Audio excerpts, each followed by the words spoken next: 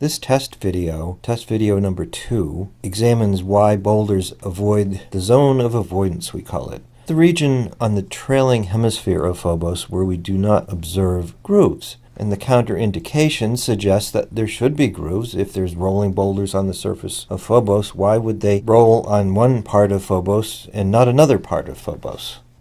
Briefly, I'm presenting this slide so that you can assess the factors that are going into this model. Please view test video number 1 for a complete description of how the model operates. We'll start the video, and immediately you see a single boulder sliding across the surface of Phobos, and then it flies off into space. Nothing launched it.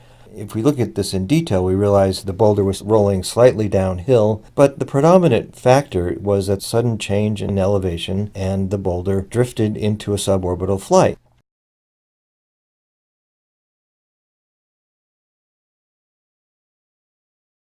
You can zoom in on this boulder and you can see indeed it's following the terrain and reaches a point where the terrain drops off and it just continues around.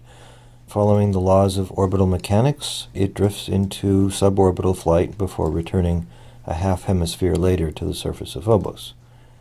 So in this test we looked at the contraindication that grooves avoid the trailing hemisphere, the zone of avoidance, and from observations from the model we can see why this is the case, that Stickney ejecta boulders traveling along the surface of Phobos accelerate downhill towards the trailing hemisphere, they encounter rapid reduction in topographical elevation, and they overfly the zone of avoidance, the trailing hemisphere of Phobos.